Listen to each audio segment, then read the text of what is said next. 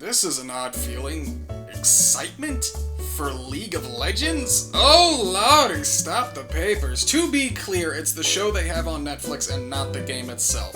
Riot couldn't leak selling Hunter Biden enough stock in a Korean child's unmolested anus to get me excited over that cesspool of a game.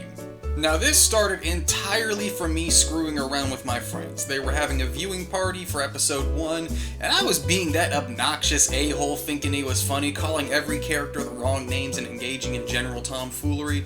I personally was having a blast, but I seem to have perturbed a couple of my friends that are, to be frank, more on the acquaintance side of the spectrum anyway. Nothing personal, Nick, but if you're stuck in a dark alley in Portsmouth and you call me asking for a ride, the most I'm gonna do is forward a 911 call your way. But then came a few days and I had nothing to do, and after perusing the internet for a bit, I brought up Netflix intending to watch Record of Ragnarok for the 10th time when I saw the trailer for Arcane. I went to the second episode and started watching, and to be honest, wasn't too drawn in with that episode, but episode 3 was another story entirely. It starts off simple enough. Events from the first 2 episodes resulted in Vi's dad getting hauled off by some bad guy that isn't a champion in the games.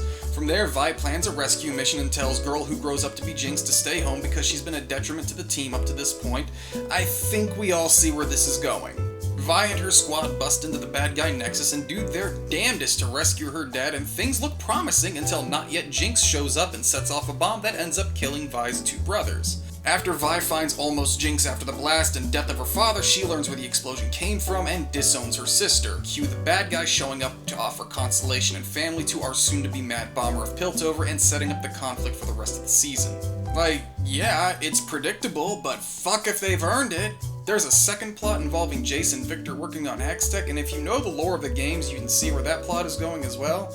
But as far as I'm concerned, that whole shindig takes a backseat to Vi and Jinx. I really like the restraint they showed the characters as well. Vi is certainly a scrappy kid capable of out-scrappying other kids her age, but she's powerless in the face of the adults, save for a brief time when she has power gauntlets that believably let her even the odds as long as she can land a punch. And even then, once the bad guys start sucking down totally not foreshadowing Dr. Mundo juice, she's powerless to stop them. Again, fairly predictable plot, but the setup is well executed and conflict is legitimately tense with a fantastic back and forth from our heroes and villains.